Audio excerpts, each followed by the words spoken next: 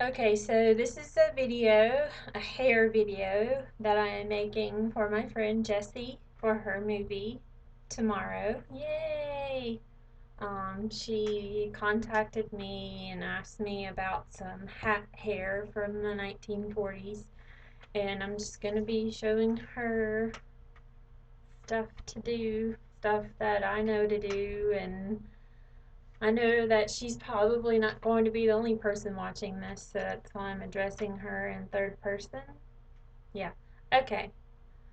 Alright, so what we're going to do first, Jessi, is to make sure that your hair isn't completely wet. Um, Mine is a little damp because I got lazy this morning. But the first thing I'm going to do is make the main curl. And mine's already a little curly because I just got back from work with it being up in a suicide roll. So what we need to do here is um, curl the ends. Um, like, let's see, just get a nice little section of hair. Like, and my hair is a lot thicker than yours, so I know this is going to be a little harder for you. But your hair has gotten longer since the last time I saw it. But you just want to curl the ends just so it has a nice little bounce to it and it's easier to deal with. Just hold it there. Oh, I hope you have a curling iron. That would help. But if you don't, I mean, I can airmail this to you, but it's my baby. Be careful. Okay, so obviously now you have a nice little curl. And what I'm going to do next is use my rat tail comb and tease the back of it. Just so it has a nice little volume to it. Nothing too extreme. You don't want to make it look like you have a bump it in your head. See, during this time in the 40s, women actually used rats, not an actual mouse, but these things in their hair. It was like it kind of looks like what you pull out of your hairbrush when there's too much hair in it, and they just kind of balled it up and used it to give their hair some volume. So basically, it was kind of like a bump it of the 40s and 50s. Little interesting fact. I'm going to use this little curled up end.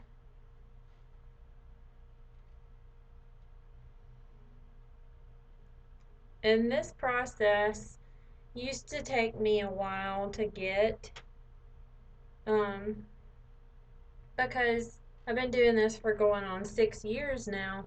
So I'm I'm pretty experienced at this stuff. But I still have my bad days where my hair just doesn't seem like it wants to work at all. And what I'm doing here is I'm just kind of taking the tease out ever so slightly, just so it kind of covers and doesn't look very one-dimensional. You want this to cover a good, nice bit of your head. And in any of these little extra hairs, you want to try to get on up in there and wrap around just so you have a nice clean roll. I don't like the ones that are all, you've got crazy stray hairs going everywhere. Of course, right now I do too, but it's not as bad as I've seen before. You're going to take a bobby pin and just try to hide your pinning. I can't stand it when you see a pin in a suicide roll, especially because it just doesn't look good and people can see your secret. Oh, that look beautiful. Not really. Um, and I try to pin a lot from the back. That way people don't see a lot of your pinning either.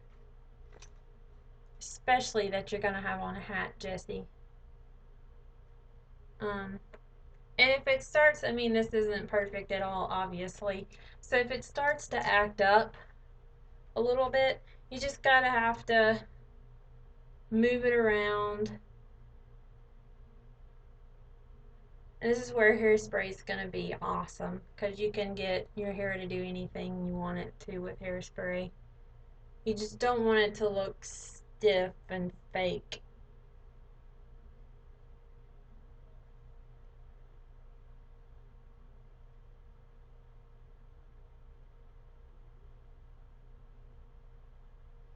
It's kind of coming together. But what I use is the Sebastian shaper because it's really, really strong, but it's not terrible for your hair like Freeze It is. Um, it's still got this little kink in it, and I'm not crazy about it. And we may or may not be able to fix that, but if not, you still get the nice shape, and you get the look that they're gonna want you to have. Try to hide that pin.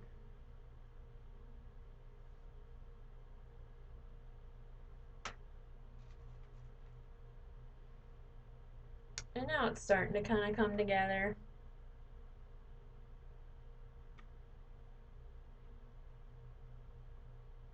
And this pin, you're gonna see just a little dot, and I don't, it, that never really bothers me.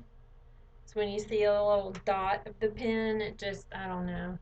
When you see a whole pin, it just looks nasty and tacky, and like you really don't care enough about the art of the curl rather than just, oh look, I did a suicide roll.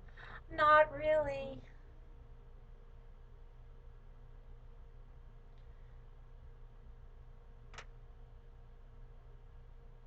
But it's not my best by far, but you kind of get the point, you get the shape. Um, you see how it's not just flat, it's not just one like little roll up here, it goes further back. Got a nice Elvis bouffant shape up here at the top. Um, and since you're wearing a hat that lays on its side, it'll be really cool to see some like little bitty curls underneath it. It'd be really nice, a nice effect. And it shows that you can do more than just um, a big suicide roll. So just tease it up a little bit. And since this is kind of still curly from my work earlier today, I'm just gonna curl it. You're probably gonna need to curl a little bit more, just so it helps out when you try to pin it and help it stay. See, it has just a little on it. Let's see. And most of the time when I think of hairstyles, it's really because it just came to me while I was playing around with my hair. So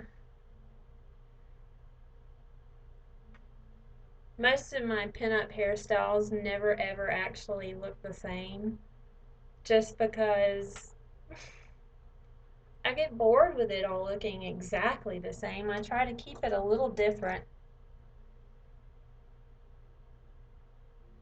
Once again, try to hide that pin. You see a little, well, you can't see it on the camera, but there's a little bit of it peeking through um, that center.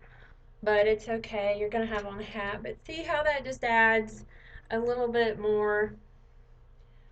I don't know. It just looks better than just one big roll. It adds a little baby roll.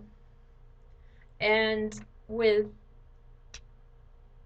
a hat, I think this is gonna be all you're gonna need.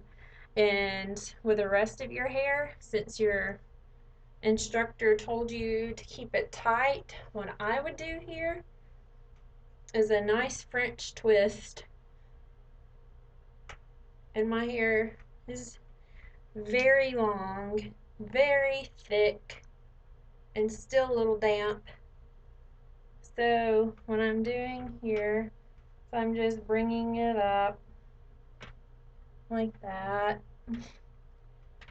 Nothing fancy.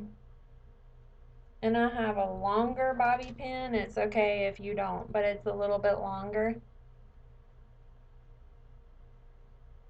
to help this just stay in. And what I'm gonna do is just kind of wrap it like in a bun, the top of it. And just pin, pin, pin, pin, pin. Because you're not gonna need this back part of your hair. And if anything peeks out, it'll be that nice, neat little French twist that you got going on.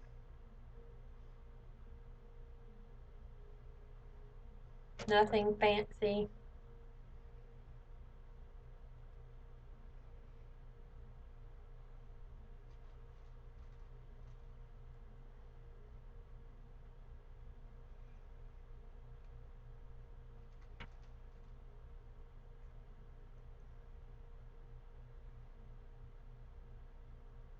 And you just wanna, you can't really see it in this camera.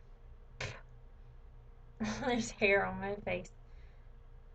You can't really see it on this camera, but there are a good bit of flyaways. And what you want to do with that is just take your rat tail comb, take the end of it, and just kind of swoop things in.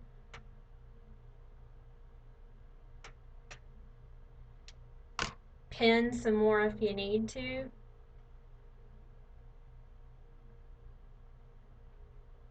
So it keeps it nice and neat and clean.